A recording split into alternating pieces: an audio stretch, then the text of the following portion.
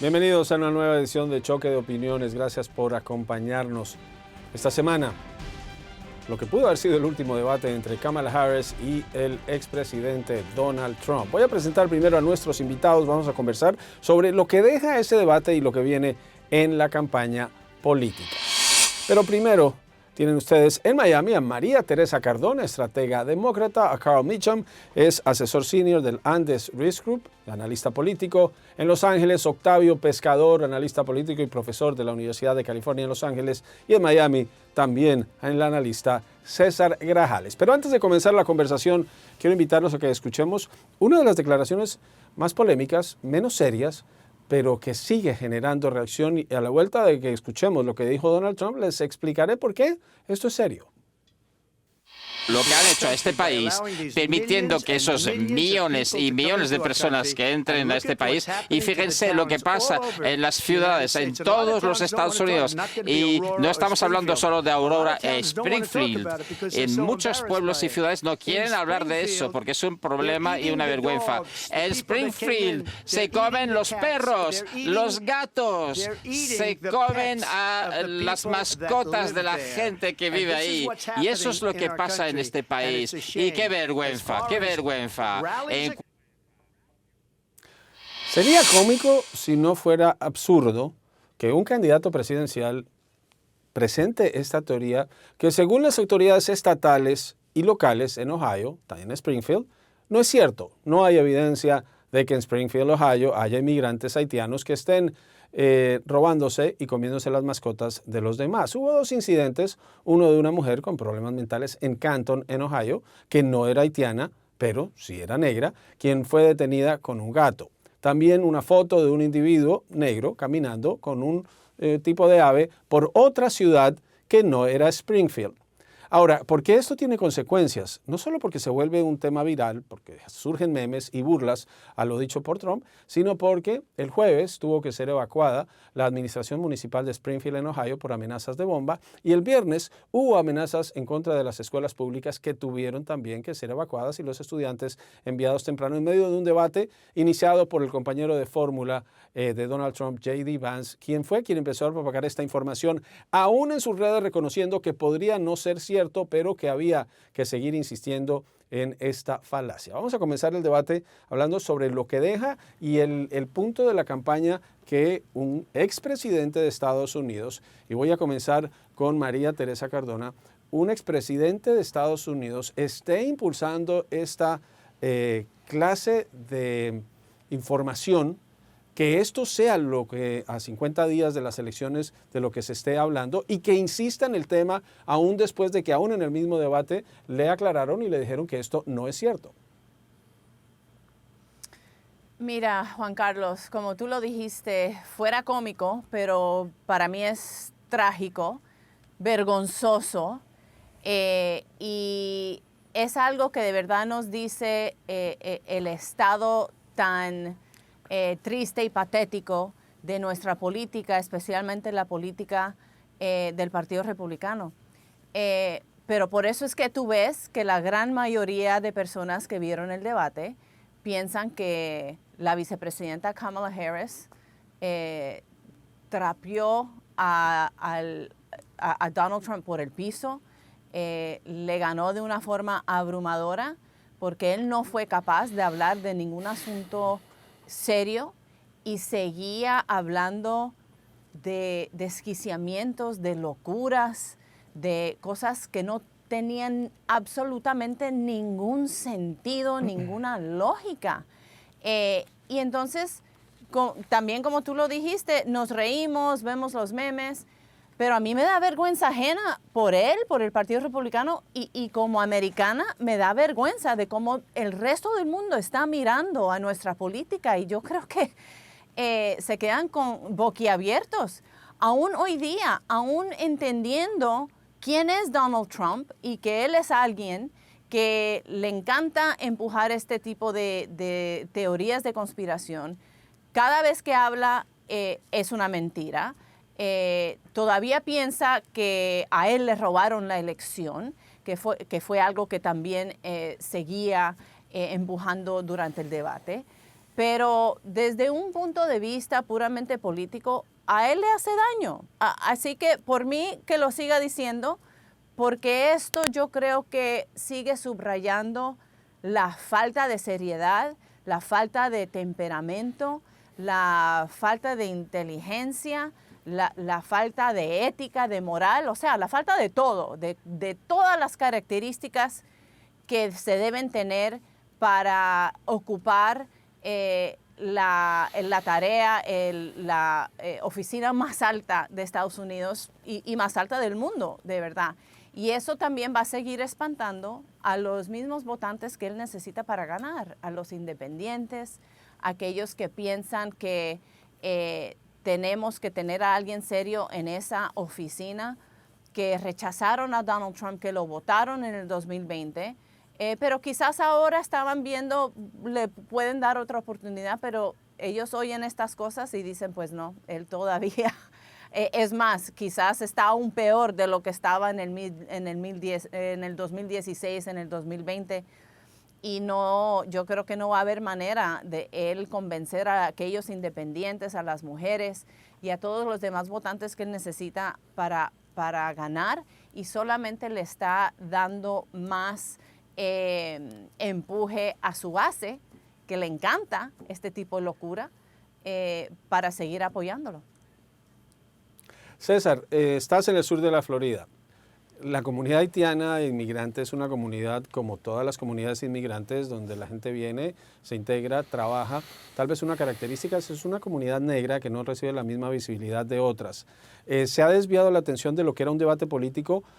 Creo que había suficientes temas en los que Donald Trump podía criticar y cuestionar a Kamala Harris para que se termine hablando es de declaraciones tan absurdas como estas. Juan Carlos, yo creo que hay un punto importante, es que más allá de las preferencias de ingesta proteica de la gente, si es verdad o no, y ese tipo de cosas, la realidad es que en un pueblo de 50,000 habitantes, 20,000, casi la mitad de la población en los últimos años, pues sí afecta incluso en la parte financiera del lugar, la parte de las escuelas públicas, no importa si el gobierno federal invierte o no, pero la realidad es que todo esto, ese pequeño, digamos, microcosmos que es Springfield, en Ohio, es un reflejo de una crisis migratoria que ha sucedido durante esta administración de Biden-Harris, donde Kamala Harris últimamente trata de separarse de la problemática de la crisis migratoria, que incluso, de hecho, le preguntó uno de los moderadores del debate acerca de ese tema, ¿por qué, si es tan grave, apenas en los últimos 6 meses ustedes están haciendo algo? Inmediatamente desvió la conversación al tema de es que los republicanos no pasaron este proyecto de ley, pero la realidad es, la pregunta es clara. Si pueden resolver y si quieren resolver la problemática migratoria, ¿por qué no la han resuelto en los últimos 3 años y medio? Que yo sepa, cuando entro a la página web del gobierno dice Joe Biden, Harris, Kamala Harris, o a no ser que este gobierno sea Joe Biden y Kamala Harris de vez en cuando. Esa es la cuestión, y ahora quiere venderse como, es que yo traigo un plan nuevo, es que yo soy el futuro. Y ya lo he dicho en otros programas, pues no es el futuro, es el presente de los Estados Unidos. Y reitero, ese microcosmos de lo que pasa ahorita en Springfield le sucede a muchas ciudades pequeñas. Por ejemplo, McAllen, Texas, una cantidad de gente que pasa por esa frontera. El Paso, en Yuma, Arizona, son localidades pequeñas que absorben muchísima migración y que le está costando a esas localidades pequeñas. Imagínense, si le ha afectado a la economía a una ciudad como New York, ¿qué se puede esperar que en Springfield? Y claro que la gente pues pone la protesta y lastimosamente en medio de toda esta situación se generan esas situaciones confusas como esta situación de que dieran animales, gatos o perros, lo que fuera, pero el trasfondo de eso no es, reitero, la ingesta proteica. Yo creo que el problema de trasfondo es un cansancio y una saturación de muchas localidades que sienten que esta administración federal le ha fallado y ha dejado que una crisis migratoria se aumente de un tamaño tan grande como lo estamos viendo en el país, más de 7 millones de indocumentados que han cruzado durante esta administración de Biden-Harris. Pero tenemos que hablar con precisión, César. Acá no estamos hablando de confusión, acá no estamos hablando de ingesta proteica, acá estamos hablando de mentiras. Porque desde la policía de Springfield, la municipalidad de Springfield, el mismo gobernador republicano de Ohio han dicho, no hay evidencia de que esto sea cierto. Y sí hay evidencia de que esta comunidad haitiana ha revitalizado la economía municipal. Voy a terminar. Exacto. Y además de eso, entrevistaban al dueño de una fábrica y decía que los operarios haitianos, a diferencia de muchos de los habitantes de Springfield, llegan y cumplen su trabajo y lo hacen con decoro. Entonces yo creo que hay que separar los temas. Por eso decía, había suficiente para Trump criticar a Harris por la política inmigratoria para tener que denigrar e insultar a una comunidad que por pura coincidencia es de mayoría negra. Y creo que hay un subfondo ahí en la campaña de Donald Trump y de J.D. Vance que se caracteriza por ser racista. Juan Carlos, yo discrepo porque también entonces estamos yendo al hipotético de que el comentario es racista. Eso hipotéticos no pueden existir racista. en este proceso porque también son César, dañinos. por favor. Yo lo que creo es que el problema real es ese. Yo creo que el problema real es que hay una población donde casi la mitad es ahorita inmigrantes, que yo creo que como inmigrante no le contribuye al país, pero no deja de generar que esos pueblos donde no han visto esas cantidades tan grandes de nuevos trasplantados, pues se les genera nerviosismo. Y yo creo que hay que generar esa educación en esos lugares al tema migratorio, pero también genera ese nerviosismo que es serio y es normal que estos pueblos tengan María nerviosismo. César, le tengo que dar la palabra.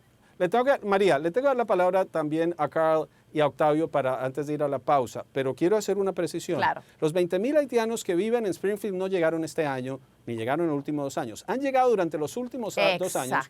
El mismo alcalde ha dicho que no están viviendo en las calles, que no están creando problemas de seguridad, que no están consumiendo gatos ni perros, como asegura la campaña de Vance. Eso es falso. Y no son pero que indocumentados. sí necesitan ayuda Ellos no para están manejar ahí ilegalmente. la infraestructura.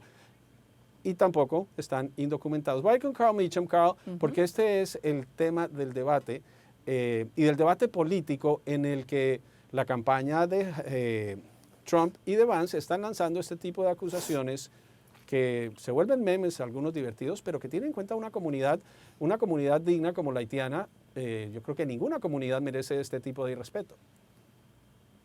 Yo tampoco, y creo que fue muy directo lo que dijo Trump. Trump dijo los negros comen perro. Eso es básicamente lo que dijo.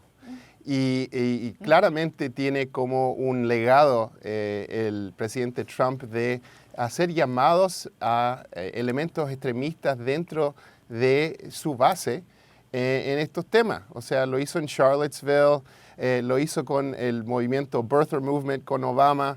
Esto no es sorpresa.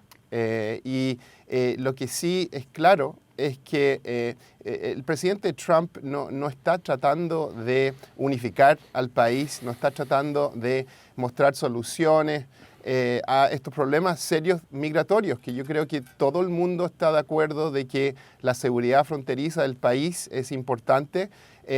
Creo que la vicepresidenta dio ideas claras de lo que se podría hacer. También habló sobre la temática de la solución bipartidista que salió en el Congreso estadounidense y el rechazo que Trump tuvo a esa solución porque él pensaba que era mejor no encontrarle la solución al problema porque no le convenía a él y a su candidatura. Entonces, si es tan grave la situación en la frontera, debería ser un tema que no tenga que ver con calculaciones políticas, ¿cierto? Hay que encontrar la solución de inmediato. Creo que la vicepresidenta, de manera muy clara, mostró cuál podría ser la solución a eso. Y creo que Donald Trump utilizó el momento no para hablar de soluciones ni para unificar al pueblo estadounidense, sino que para dividirlo. Y la retórica que usó fue claramente racista y es algo que ya nos hemos acostumbrado a ver con Donald Trump. Desafortunadamente esa fue la solución que él encontró, que era cómo iba a impactarle a él y a su candidatura, y él eligió hablarle a su base o a elementos de su base, y eso creo que es muy destructivo para el país. Octavio, este es el tema que deja el debate porque hasta el viernes se seguía hablando al respecto. El jueves Trump insistía en actos de campaña en hablar de este tema. Es decir, él o alguno de sus asesores consideran que esto les ayuda. Muestra que la campaña política en Estados Unidos está en un momento bastante particular. Así es, Juan Carlos, y es creo que hasta paradójico que ellos teniendo el argumento más importante históricamente en las elecciones en las manos, que es la economía, porque la verdad es que en las encuestas y en los sondeos que ha habido, le va mejor a él que a la administración.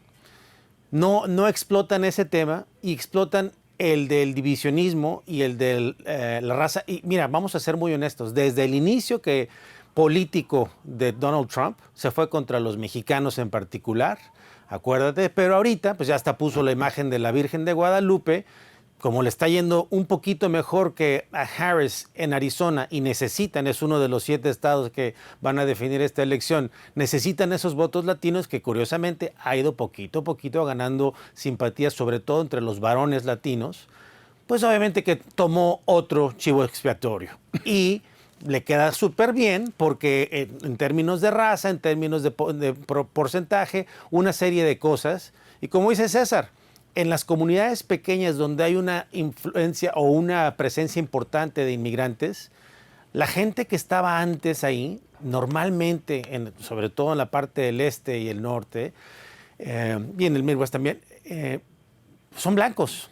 Y hay que serlo muy honestos. Si tú vas a una escuela pública estadounidense, y escuelas privadas no se diga, no están integradas todas las poblaciones étnicas y raciales perfectamente unos con otros.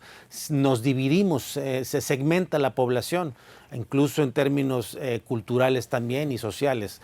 Entonces, ellos explotaron esto históricamente. Sin embargo, no les da el margen ahorita porque ya en la elección, cuando gana Biden, pues no les dio. Mover a su base con ese tema les dio para la primera ronda, esta segunda ronda no les dio y esta tercera ronda que viene quizá tampoco les dé. Ahorita está empatada la elección, pero si nada más te enfocas en el término, en el argumento y en la idea que te funciona al principio, pues no estás evolucionando. Y aquí en el pecado se lleva la penitencia, porque si una sola persona y un solo criterio dirige una operación, que es estratégica y es multidisciplinaria incluso, pues si esa persona se equivoca en términos de su juicio, pierde todos los demás. Y aquí, después del debate, y hablaremos de Taylor Swift después, Juan Carlos, tiene la posibilidad incluso el Partido Demócrata de afianzarse en el Congreso, que estaba tambaleándose hace unos días.